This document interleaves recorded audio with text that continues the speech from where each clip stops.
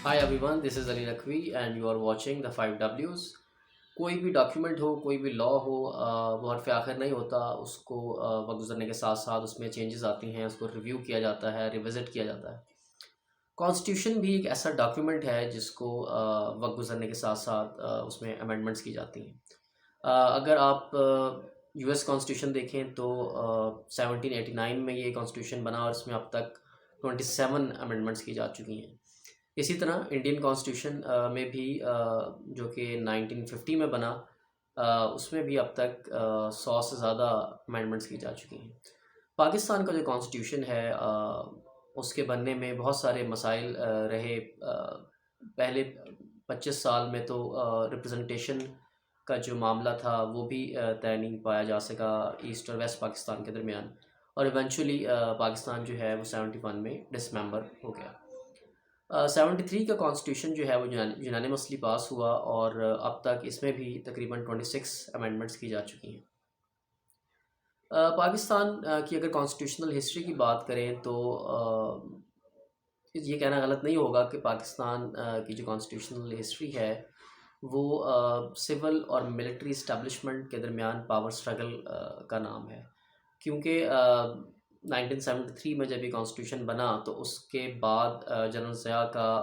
11 साला martial law हमें देखना पड़ा, और उसके बाद सक्सेसिव जो सिविलियन गवर्नमेंट्स आई उनको एट्थ अमेंडमेंट के ज़रिए जो है वो घर भेजा गया।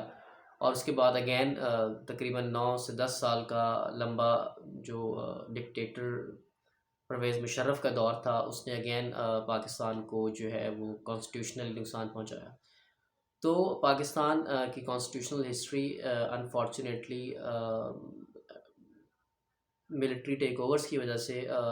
उसमें जो अमेंडमेंट्स इन्फोर्स की गई हैं ज़बरदस्ती, उसकी वजह से इसका काफ़ी जो है वो मसला इसका रहा है शुरू से। 18th अमेंडमेंट की जो कंट्रोवर्सी अभी चल रही है वो उसकी जड़ें जो हैं वो बहुत पीछे तक जाती हैं। जनरल ज़िया ने जब 8th अमेंडमेंट के ज़रिए 58(2)B आर्टिकल जो है वो कॉन्स्टिट्यूशन में इंट्रोड्यूस करा था, उस वक्त से अब तक जो है वो एक स्ट्रगल जो है वो चली आ रही है। बेसिकली 58(2)B जो है वो पार्लियामेंट्री सिस्टम को सेमी प्रेसिडेंशियल सिस्टम में कन्वर्ट करती है। वो इस तरह के कॉन्स्टिट्यूशनली ओरिजिनली प्राइम मिनिस्टर की एडवाइस पर जो प्रेसिडेंट है वो असम्बली से डिसॉल्व कर सकता है, लेकिन 58(2)B आर्टिकल के ज़रिए प्रेसिडेंट को ये इख्तियार दे दिया गया कि वो जब ये समझे कि गवर्नमेंट जो है वो करप्ट है और सही नहीं चल रही, तो वो यूनिलैटरली वो गवर्नमेंट डिसॉल्व कर सकता है। तो जो पार्लियामेंट्री सिस्टम की स्पिरिट है उसको नुकसान पहुंचाया गया और एक सेमी प्रेसिडेंशियल सिस्टम जो है वो 8th अमेंडमेंट के ज़रिए इंट्रोड्यूस कराया गया। इस 8th अमेंडमेंट के ज़रिए नवाज शरीफ की गवर्नमेंट 2 दफ़ा तोड़ी गई, पीपल्स पार्टी की गवर्नमेंट को 2 दफ़ा तोड़ा गया। लेकिन नवाज शरीफ और पीपल्स पार्टी ने मिलकर इस अमेंडमेंट को 8th अमेंडमेंट को 13th अमेंडमेंट के ज़रिए जो है वो रेक्टिफाई किया और कॉन्स्टिट्यूशन को उसकी स्पिरिट में बहाल किया। लेकिन 97 में ये काम हुआ और उसके बाद 99 में डायरेक्ट टेक ओवर किया गया और मुशर्रफ ने नवाज शरीफ की गवर्नमेंट को ख़त्म करके दोबारा जो है वो मुल्क में मिलिट्री रूल जो है उसको कायम किया। जो 8th अमेंडमेंट को ख़त्म करके 13th अमेंडमेंट की गई थी उसको अगेन मुशर्रफ ने लीगल फ्रेमवर्क ऑर्डर के ज़रिए दोबारा से जो है वो कॉन्स्टिट्यूशन का पार्ट बना दिया और उसको अगेन कवर दिलवाया गया, कॉन्स्टिट्यूशनल कवर दिलवाया गया मुत्तहदा मजलिस अमल और पाकिस्तान मुस्लिम लीग काफ को साथ मिलाकर उसको कॉन्स्टिट्यूशन जैसा बनाया गया। इसके बाद जब मुशर्रफ रिज़ाइन करके गए और पीपल्स पार्टी की गवर्नमेंट आई तो आसिफ अली ज़रदारी और PMLN ने मिलकर दोबारा से ये फ़ैसला किया कि जो कॉन्स्टिट्यूशन के अंदर जो डिक्टेटर्स की तरफ से अमेंडमेंट्स की गई हैं और जो इसकी स्पिरिट کے خلاف ہیں جو چیزیں، ان کو ریکٹیفائی کیا جائے۔ تو 18th امینڈمنٹ کے ذریعے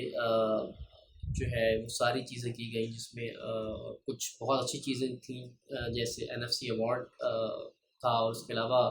جو 58(2)B والا معاملہ ہے وہ تو تھا ہی تھا۔ تو ابھی جو کنٹروورسی چل رہی ہے وہ یہی چل رہی ہے کہ جو ڈیموکریسی، جو پارلیمنٹری سسٹم ہے، اس کی جڑیں جو ہیں وہ کیوں مضبوط ہو رہی ہیں پاکستان کے اندر، اس کو کس طرح سے دوبارہ سے شیک کیا جائے۔ موجودہ حالات میں کیونکہ پرو اسٹیبلشمنٹ گورنمنٹ ہے، تو لگتا نہیں ہے کہ 58(2)B جو ہے وہ کوئی ایشو اس وقت اتنا امپورٹنٹ ہو سکتا ہے۔ جیسا کہ میں نے بات کی پاور اسٹرگل کی، تو پاور کمز فرام منی، اور جو 18th امینڈمنٹ میں جو سب سے امپورٹنٹ جو جس چیز کو کیا گیا وہ 7th NFC ایوارڈ کیا گیا، اور یہ لازم قرار دیا گیا کہ ہر سال اس ایوارڈ کے ذریعے صوبوں کو ان کے جو وسائل ہیں فائنینشلی ان کو وہ دیے جائیں۔ تو جب پاور جو ہے وہ صوبوں کو ملے گی، تو سینٹر جو ہے اس کو جو ہے پرابلمز ہوں گی، اور وہ سینٹر جو کہ جس کو بیکنگ ہو اسٹیبلشمنٹ کی، تو وہ پاور شیئرنگ کا جو معاملہ ہے، فائنینشیل پاور شیئرنگ کا معاملہ ہے، وہ کافی امپورٹنٹ فیکٹر ہو سکتا ہے 18th امینڈمنٹ کو جو ریوزٹ کرنے کی بات ہو رہی ہے۔ اسٹیبلشمنٹ نے ہمیشہ سینٹرلائزیشن آف پاور کی بات کی ہے، چاہے وہ 8th امینڈمنٹ کے ذریعے پریزیڈنٹ کے تھرو گورنمنٹ کو کنٹرول کرنے کی بات ہو، یا وہ اگر آپ پیچھے جائیں تو ایوب خان کا 1 یونٹ ہو۔ جتنی زیادہ سینٹرلائزڈ ہوگی پاور، اتنا زیادہ آسان ہوگا اس کو کنٹرول کرنا۔ ڈی سینٹرلائزیشن آف پاور جو ہے وہ کبھی بھی ڈکٹیٹرز نہیں چاہتے، ڈکٹیٹر مینٹالٹی نہیں چاہتی کہ پاور کو جو ہے وہ شیئر کیا جائے اور اس کو ڈی سینٹرلائز کیا جائے۔ حالانکہ عمران خان صاحب بہت بات کرتے ہیں گراس روٹ لیول پر پاور لوگوں کو دینے کی، اور بیسک جو ڈسٹرکٹ لیول پہ اور نچلے سطح پر پاور کی جو ٹرانسفر ہے اس کی بات کرتے ہیں، لیکن اگر آپ صوبوں کو ان کی ریسورسز نہیں دیں گے تو وہ نیچے ٹرکل ڈاؤن افیکٹ جو ہے وہ نہیں ہو پائے گا۔ 18th امینڈمنٹ پہ جو اپوزیشن کا ریئیکشن ہے، خاص طور پر پیپلز پارٹی کا، وہ میری نظر میں تھوڑا سا غیر ضروری ہے، کیونکہ ابھی تک ہمیں کلیئرلی نہیں پتہ کہ PTI گورنمنٹ جو ہے اس کو 18th امینڈمنٹ سے ایشو کیا ہے۔ میرے خیال میں اپوزیشن کو، چاہے وہ پیپلز پارٹی ہو، PMLN ہو یا ANP ہو، ان کو انوائٹ کرنا چاہیے گورنمنٹ کو کہ وہ آئیں اور بتائیں کہ ان کو کیا ایشوز ہیں۔ جیسا کہ ہم نے پہلے بات کی کہ کوئی بھی ڈاکومنٹ جو ہے وہ حرف آخر نہیں ہوتا، ہمیں اپوزیشن کو یہ سننا چاہیے، یہ ڈسکس کرنا چاہیے حکومت سے کہ وہ کن سفارشات پر کام کرنا چاہتے ہیں، کون سی ایسی چیزیں ہیں جو ان کی نظر میں ٹھیک نہیں، اور کن کو ریکٹیفائی کرنا ضروری ہے۔ اسی صورت میں ہمیں پتہ لگے گا کہ وہ آرٹیکل 58(2)B کی بات ہے، NFC ایوارڈ کی بات ہے، یا کوئی اور معاملہ ہے۔ تو جو بھی بات ہے اس کو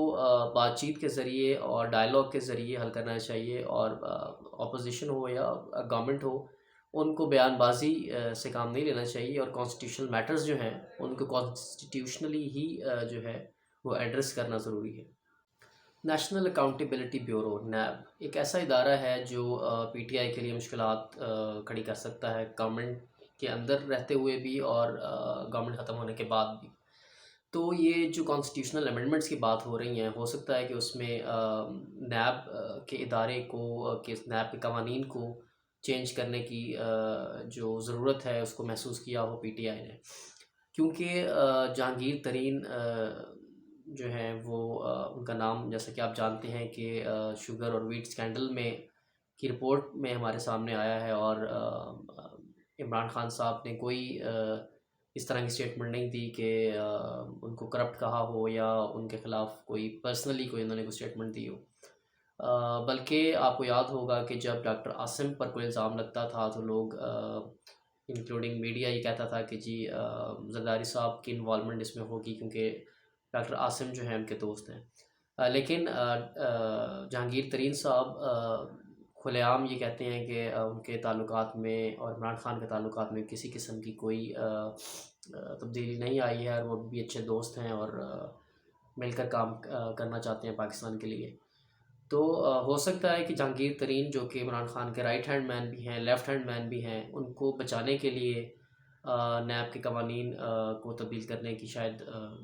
بات کی جا رہی ہو، اور شاید پی ٹی آئی کو یہ امید بھی ہو کہ کیونکہ اپوزیشن پارٹیز بھی اس قانون کو اور اس ادارے کو اچھا نہیں سمجھتی، تو ہو سکتا ہے ان کو سپورٹ مل جائے اور 2/3 میجورٹی کے ذریعے وہ اس ادارے کو یا اس کے قوانین کو تبدیل کر پائیں. لیکن موجودہ صورتحال میں مجھے نہیں لگتا کہ پیپلز پارٹی یا P M L N NAB کے حوالے سے کسی قسم کی ترمیم میں حصے دار بنے گی، کیونکہ نواز شریف صاحب ملک میں نہیں ہیں اور زرداری صاحب کو بھی جیل سے رہائی مل چکی ہے. تو پیپلز پارٹی اور نون لیگ شاید ریلکٹنٹ ہو اس ٹائم پر کسی قسم کی ہیلپ دینے میں پی ٹی آئی کو. پی ٹی آئی جتنی مرضی باتیں کرے، جتنا مرضی شور مچائے، اس کے پاس وہ نمبرز نہیں ہیں جو ریکوائرڈ ہیں کانسٹیٹیوشن کو امینڈ کرنے کے لیے. لیکن جو ہم نے سینٹ کے الیکشنز میں دیکھا کہ میجورٹی نہ ہونے کے باوجود ان کا کینڈیڈیٹ جو ہے وہ جیت گیا. اگر اس طرح کا کوئی ایڈونچر ہوا تو اس بات کو رول آؤٹ نہیں کیا جا سکتا کہ پی ٹی آئی اپنی مرضی کی کانسٹیٹیوشنل امینڈمنٹ کرنے میں کامیاب ہو سکتی ہے. سو دوستو، یہ تھی آج کی ویڈیو. آئی ہوپ کہ آپ کو پسند آئی ہوگی. اس ویڈیو کو لائک اور شیئر ضرور کیجیے گا، اور دا 5Ws کو سبسکرائب کرنا نہ بھولیے گا. اپنا بہت سارا خیال رکھیے گا. Thank you so much for watching. Speak once, think twice.